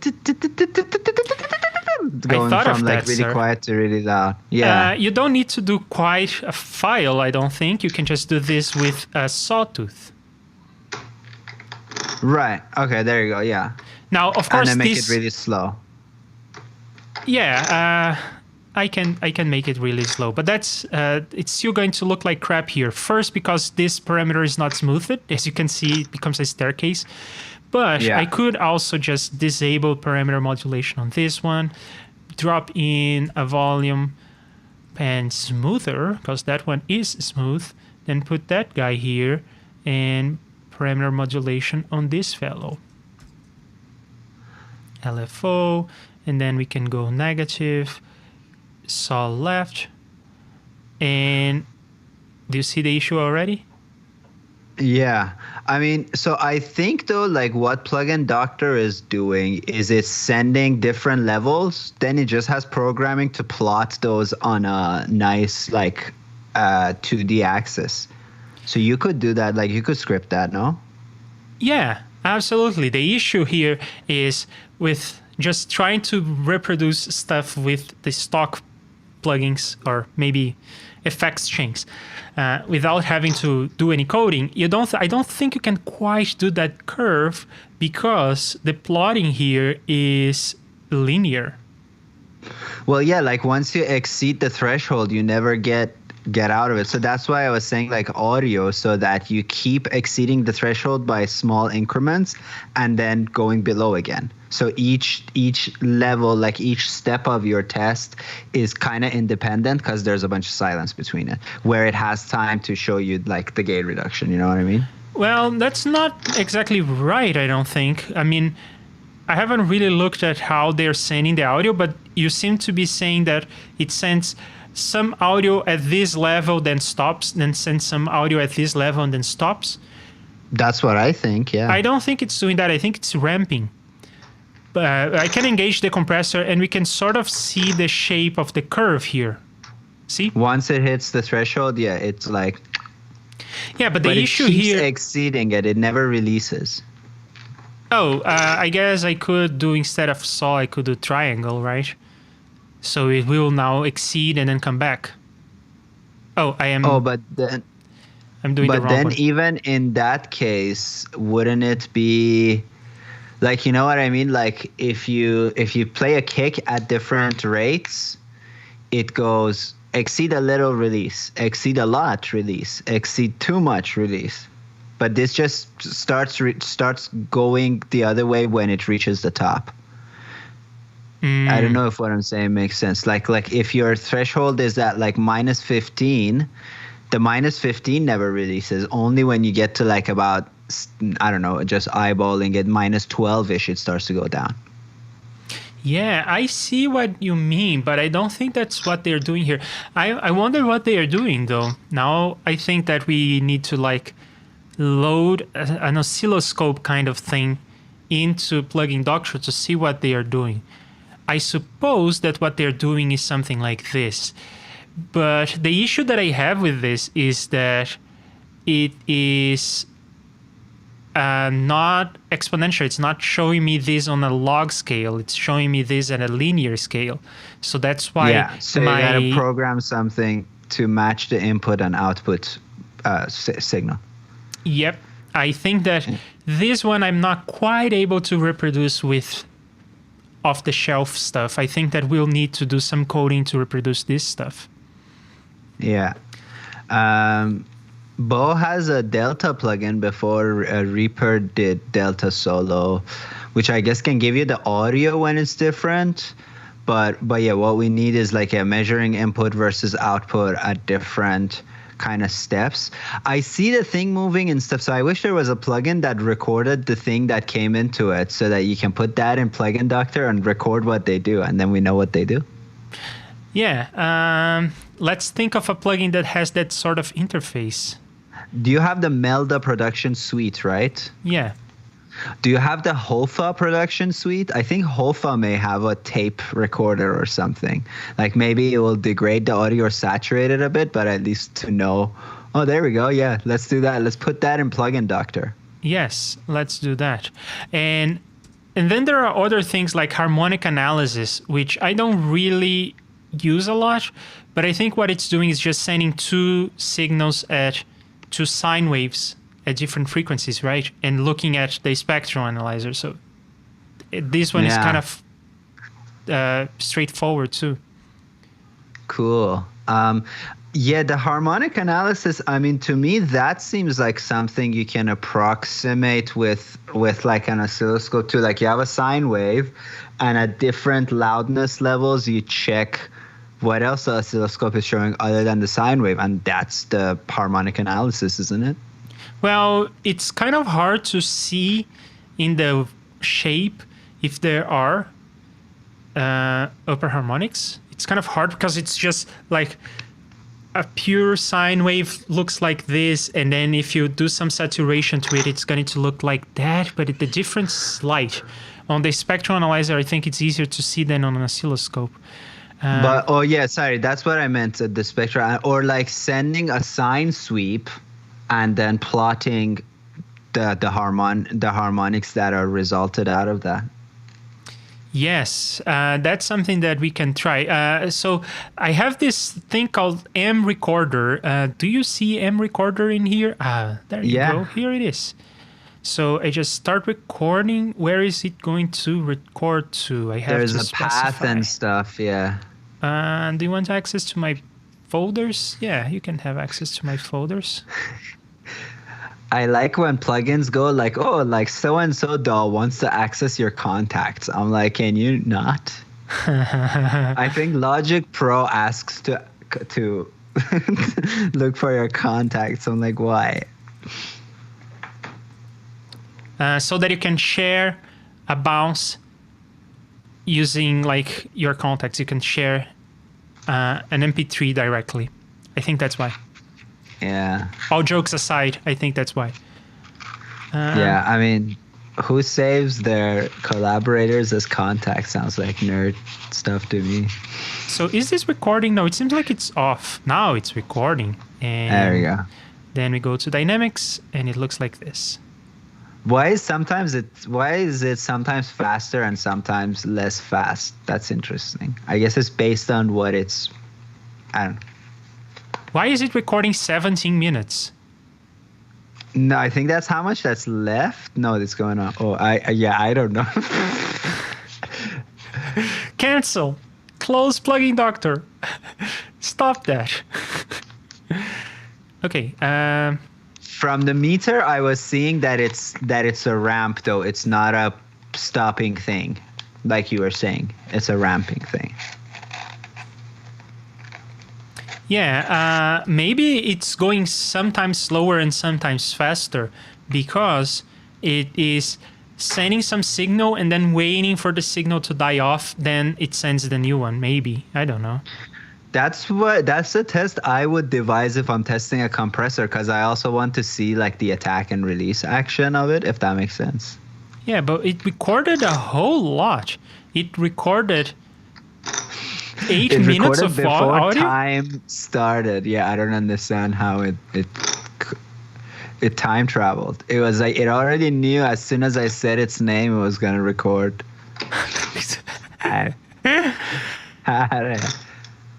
it seems to be sending steps. Oh, these colors. Yeah, so that you can see the response. Like that way, on the middle ones, you can kind of see the response, and then you move to another step, so that if it's releasing and coming back to 0, it waits for that and then goes up an increment. No, it never stops sending audio. It's never quiet. Yeah, but what I'm saying is it's not a linear ramp. It goes up, waits, goes up, waits, goes up, waits. Like we wanted to get rid of the stepwise smoothing of volume, but it's better if you don't. If you do like -16, wait 3 seconds, -15, wait 3 seconds, -14, wait 3 seconds. Because it has time to stabilize? Yeah, so it have times like if the compressor's threshold is on -14, it can do the thing and then let go, and then we go to the other one. Then we go to like one step up. Like stepwise makes more sense to me than a smooth going up, because you're continually exceeding. So you're always in the attack phase. You never I guess we can see that over here because we have a compressor running on that thing, and I muted the track. But if I unmute it, then I guess bring the threshold down. Yeah, so this bar needs to stabilize for a moment before we move on to the next one. Interesting. So now that I have this audio, I can play it through, but no, that even if I play it through a compressor, that still doesn't really plot what I wanted, because again, you still have to write code to plot it. Yeah, because the plot again here, it's exponential. It looks like a curve, while in Plugin Doctor it looked like a straight line, as it should, because it's a dB scale, and here it's linear. So, and there is also some action going on here. No, it's just increasing the volume.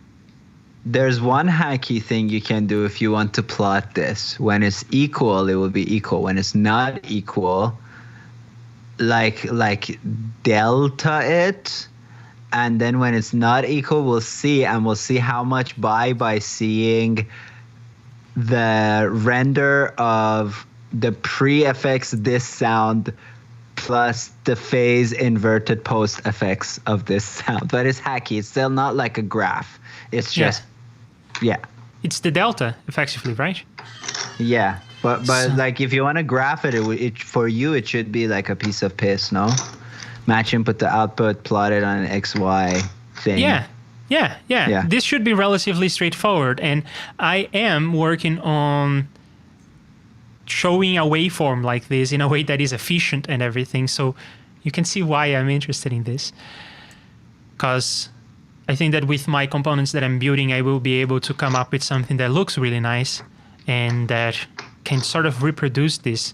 And yeah, it's good insight that there is this stepwise motion and everything.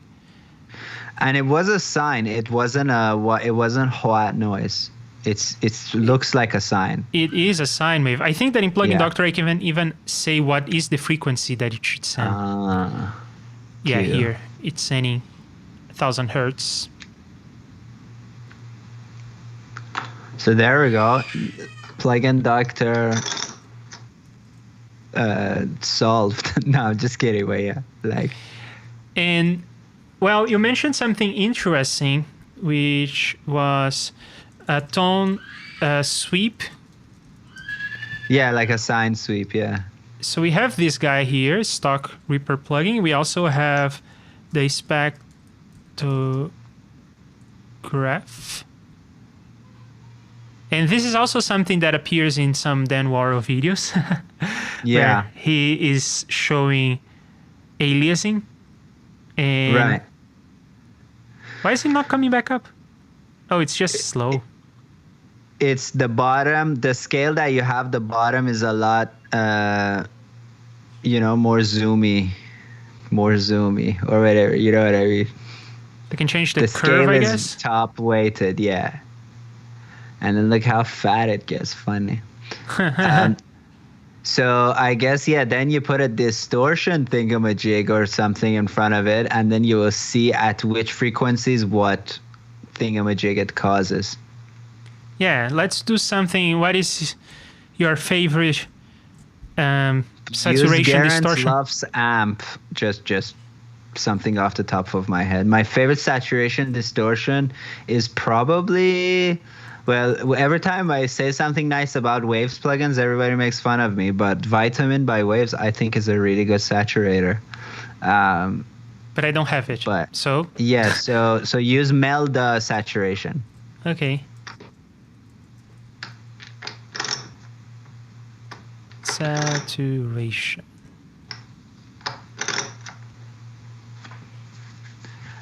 Hallelujah. Ooh. So then, but it's very busy. So I would bring the duration of the sine sweep down a bunch so that you can actually see Ooh, baby. Yeah, there you go. Yeah. Illuminati confirmed. That's something that I don't think Plugin Doctor does. The spectrograph. I think But doesn't it plot it? I think it does the same test, but it just plots it again over time and frequency rather than this is just showing us the audio. It's not plotting it in like a nice way. I don't think I understand that. I think that what Plugin Doctor does is this, right? No, if you look at which one, the harmonic analysis, it would plot a graph for you based on frequency and loudness of said frequency. Interesting. Let's try to find this here. Distortion, saturation, and then that. And then there is another mode that Dan Worrell uses in his video that shows like different colors, and for each color, it's like, oh, this is the 5th harmonic, this is the 3rd harmonic. Hang on, because I lost my spectrum analyzer. Where is it? It's over here. No. Where is it? I lost that window. I can see it. I cannot grab it. It is between my monitors. There you go. Right. Okay. So we have this. And now I'm not sure I can make sense of what I see here, because I thought it was similar to what I see there, but it's not. So can you help me first make sense of this and then explain the other thing? Because I don't understand that either. Well, so the first thing is on Skype, I don't see the top and I don't see the bottom of Plugin Doctor. Can you resize that down? Well, the bottom doesn't have anything interesting going on. It's just a scale. Okay. Yeah, I mean, this still doesn't make any sense to me, but this is not the still seems like not the harmonic analysis that I see in Dan Worrell videos. Yeah. Are there other modes of that? What is that doing? It's just sending different frequencies. It's sending a sweep. Click on those icons. See, this is why I hate icons. What does the eye mean? What does the camera mean?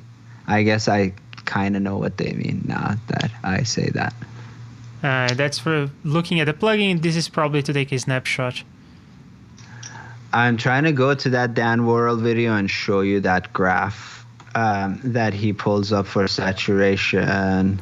But I think that what we have here in Plugin Doctor is also, it's actually not as nice as what I have over here. This is showing me more useful information because it's moving in time, showing me the aliasing happening, showing me this beautiful arch that I can hang on my wall. Yeah, so the thing you're seeing in parallel in Plugin Doctor though is not the thing that I was thinking about. So I'm trying to remember where he talks about that. I think in the non-linearity video he talked about that. And there is also some interesting DC action going on here, both on the spectrogram meter. Both on this guy, I can see a red bar here at the bottom, and I can see this here as well. I wonder if it is the saturator. It is. The saturator is introducing a DC. Can I share my screen with you for a sec? Because I found the thing. Okay. Yeah, you're back to screen sharing mode. Share that screen. Get out of here, phone. And whoa. Yeah, this is what I was talking about. So you see it sends like a G1, and that's the pink thing, and it sends it at 0 dB. Then it plots at different frequencies the loudness of G2, G3, G4, G5 as resulted from whatever saturation happens. You know what I mean? So G1 goes in, and all of this is based on loudness and frequency, where those overtones land. Does that make sense? Yeah, I guess that's the other tab, the Hammerstein tab, that I couldn't really understand ever. Yeah, I think the Hammerstein tab is basically doing what we do with the spectral, with the spectrograph, and then just plotting it nicely. Whoa, there's some meta stuff happening right now. Do you see what I'm seeing? There's just We're Okay, I do multiplying. see that. How about we return to this? Yeah. Or maybe we can still see the beautiful art here. But I don't know, those graphs that you showed me, they are not as nice as that other thing that Dan Worrell did in his videos. And I think he was using Acon something, but using this is just as nice for It's the pretty most nice. part. Yeah, and we do very see all the pretty. aliasing, and I wonder if there is something that has oversampling. I think that there is a Psyche plugin that does saturation that has anti-aliasing or oversampling. So let's look at that. Oversampling is turned off. Just crank that bad boy. Yeah, well, you see the lines coming down before the sign comes down. That's all It's all antimatter. Yeah. Yeah, now let's turn on oversampling. And would you look at that? It's not perfect, but It filters it, but yeah, a little bit of it comes down. yeah. But it's much quieter, it seems. Yeah. And let's do something more drastic. Just crank all the things. Oh, I am annoyed that it takes so long for it to go back up. Huh, interesting. Clipping is not introducing any harmonics. But clipping just introduces harmonics at the top of the signal, no? No, there you go. I Yeah. just had a high ceiling. Well, you brought the ceiling down, so that's why the top of the signal moved down. Interesting. That's much prettier than the saturator in the Melda production bundle, right? It looks more like the kind of thing that I would want More to see. overtone. Yeah. And so there's a way of seeing, I forgot, there's a way of seeing on a spectrograph if you're looking at even or odd harmonics. It's really cool, but I forgot exactly what to look for. Or in a sine sweep, it's kind of hard to look for it. Yeah, and again, I think I would prefer if this was... I think it's not logarithmic, right? So the middle of the scale is 10K. I think I would prefer if this was on a logarithmic scale as well. So I would see this guys as straight lines. Well, click on where it says Blackman-Harris. What else do you have there? Well, those are just different windows. Well, it doesn't really work. Oh, I probably have to click and drag. Hang on.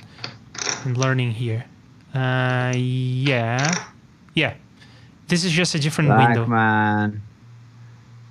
What else do we got? Do we just have two? Or if you go down? Oh, I there can you go. right click, FFT size, window. Yeah, I have these options of window, but that's not going to help anything. Okay. Yeah, Hammerstein. There's a Hammerstein there. So let's No. see what that does. No. No, I'm just seeing. My webcam is over what you're clicking, so I don't know Yeah, what you're so clicking. it's just different windows for the FFT. So Hamming. Okay, a rectangular, Hamming, Blackman-Harris, Blackman. Yeah. There is. You know what would be good for this? But to be fair, I just want to guess- say something to be fair, right? The amp saturator is that light show that we saw, because I never upgraded. If I upgraded, then there would be oversampling options in here as well. Just saying that Oh, Melda word? production is Okay. awesome. That's all I wanted to Yeah, say. Melda. We like Melda production. No, give us free stuff. Just kidding. You already did. Yeah. So, sorry, you were going to say something. So I think like Dan Worrell sometimes uses like I think Vegas audio analyzer, like a standalone thing, for some of the spectrograph actions that he does. Is there no way? Oh, that curve where it says 0, 0, changing that curve will change the like where the center goes, doesn't it? Can Huh. you try that? What's interesting is that there is an anti-aliasing option here that's not based on oversampling, because when I enable it, I don't see any latency, and I would expect. Whoa, what just happened? Yeah, the interesting thing is that, I mean, I am not saying that any kind of oversampling has to introduce latency. There are ways of doing oversampling without latency, just isn't common and isn't necessarily ideal. But what's interesting is that when you engage anti-aliasing, it seems to be worse. mean, look at this. Yeah, like what just happened when you turned it on? It just got a lot more like noisy. So I guess that's why it's interesting to do these exercises and to train, so to speak, before you perform, because now you know what, in theory, this is going to sound like. So in theory, this sounds better without anti-aliasing enabled. It just became like Aurora Borealis around your sine. I don't understand what's going on with the M saturator.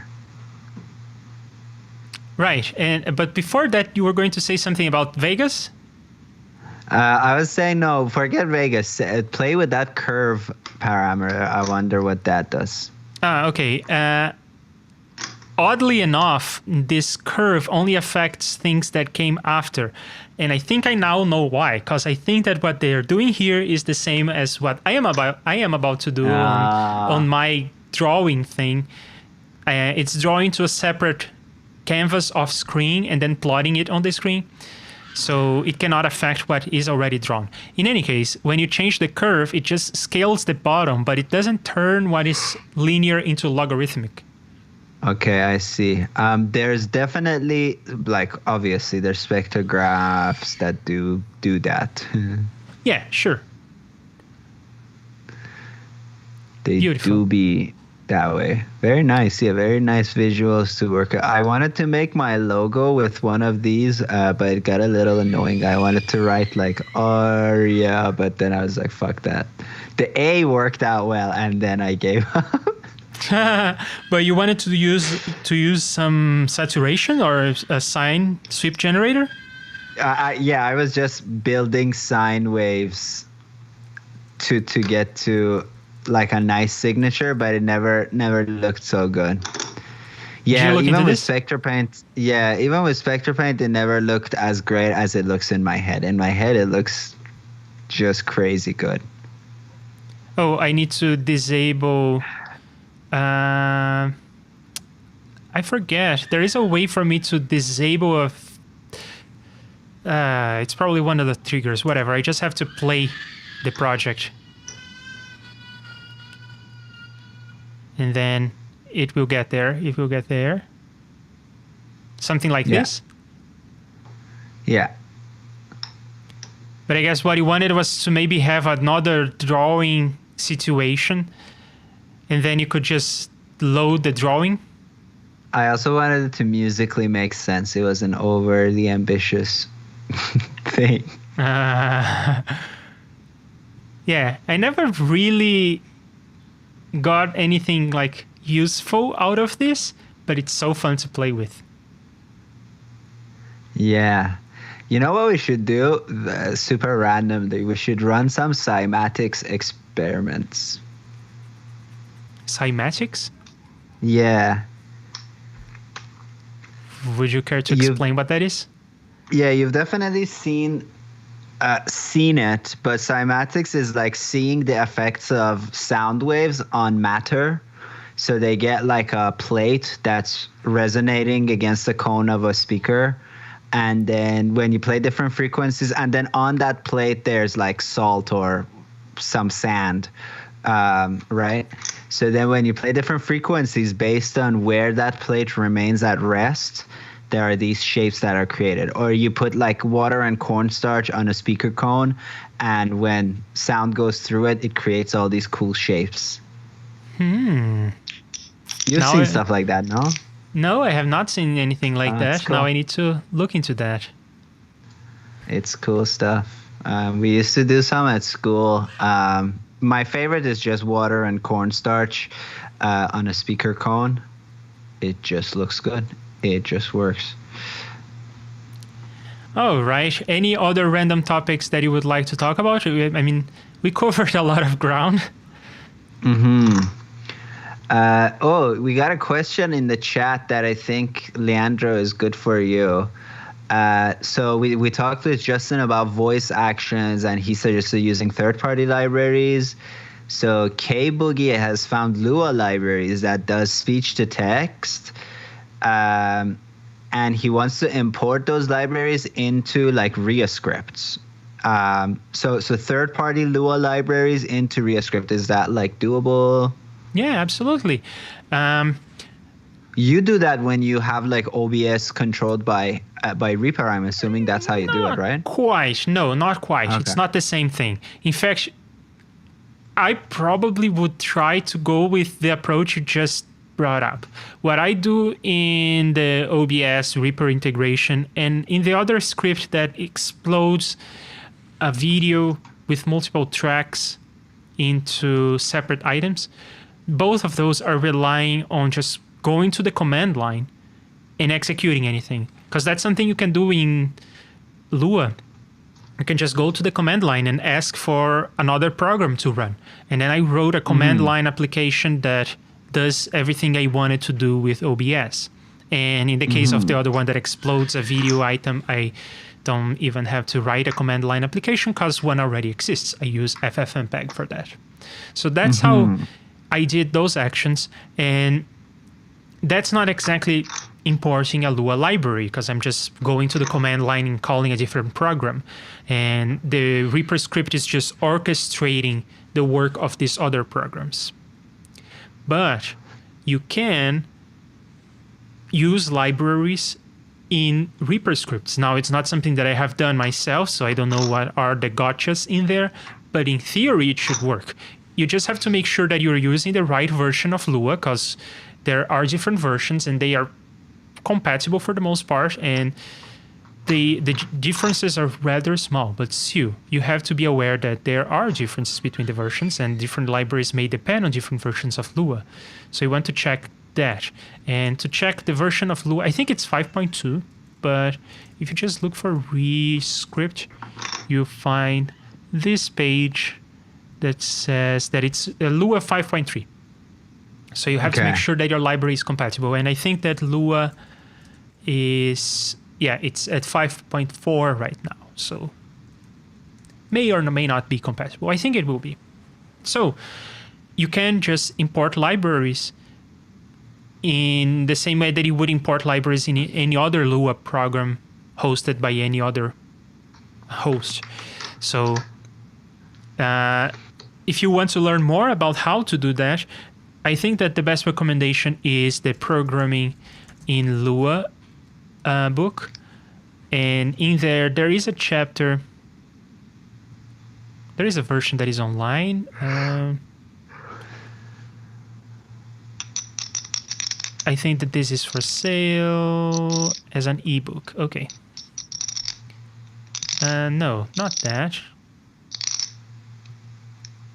That. Okay. Libraries. Library defined. Standard libraries. Debug library. All of these libraries are available for you without you having to import anything in Reaper scripts. So you can just call the string library, for instance, and the IO library and the operating system library. That's the library I use to go to the command line. So other system calls. So I guess Kboogie, if you want to get more specific into how you had a problem importing the library, Leandro is the guy to ask. Yeah, I may or may not be able to answer because I have never used anything like that myself. But yeah, if you dive in here, there will be some conversation about libraries. But I cannot seem to find it right now. But there is a way for you to just import a library. And probably the library that you found will have some information on how to import it. So it's probably going to work. But it seems like doing speech to text in Lua, it doesn't seem like a great idea because Lua is not really designed for this kind of task. It doesn't seem like anyway. So I think that probably it would be better to do the bulk of the work on external program, probably written in some other language. Even Python has so much voice-to-text action. Yeah. So you can use the Python integration in Reaper, or you could just write a Python program that you call on the command line.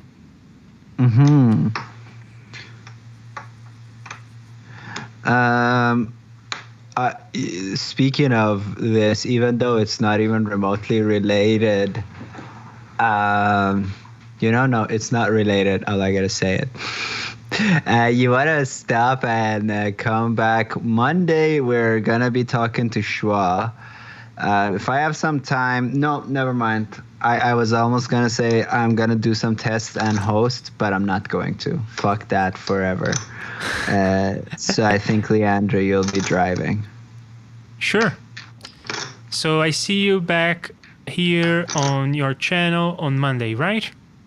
Yes, and we'll have Shua in the Heezy. If you have questions for Shua, say it somewhere and we'll see it. Don't say it somewhere where we don't see it, and then we'll ask Shua the stuff that we see. All right. That was a fun conversation. We covered from your frustrations to audio interfaces to recreating sort of some plugin doctor features in Reaper. Mm-hmm. So I guess you have to make like a plot maker, input output plot maker, and then you'd have to look more into the Hammerstein kind of harmonic analysis. I'm plotting that. I am thinking of maybe just recreating to begin with, the dynamics, because it sort of boils down to what I am building, the waveform display. And I think it would be nice to have the user experience of the Burton EQ analyzer, so I would just do a tone generator as well. And it doesn't have to be smart, it doesn't have to be band limited, it doesn't have to do anything fancy. It's just a tone generator. In fact, I have already built one way back, so yeah, we'll see. I'm interested in doing that because I'm interested in analyzing more JS effects. And of course, analyzing stuff that I am building. I guess alternatively, and we'll leave after this, what would it take to take, say, a Reaper project that's a single track, and then on that track you can put plugins, and making that be a VST? Is that just like basically impossible to do? What do you mean? Like, okay, so this is something you can do in Max MSP, right? It's like a hack, but you can do it. Say you got a EQ going into a delay, going into a reverb.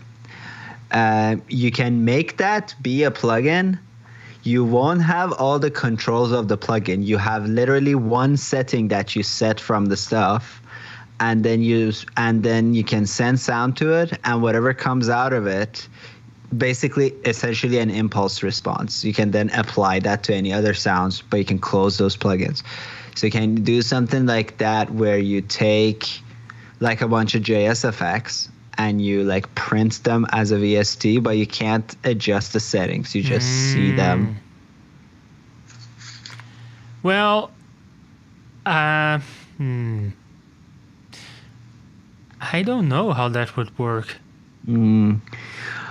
Alternatively, this is another idea, is you make a plugin like Audio Movers that sends audio from somewhere to another place, and you make that a VST, and then you have a Reaper project, and on the master track there's the sending part of that plugin, and then into Plugin Doctor you import the receiving part of that plugin. When you're at that point, you might as well just use the hardware integration, right? Because I suppose, yeah. Yeah, I know. I think I prefer to just rebuild some of these features and then go from there, because it will be fun to build these things too.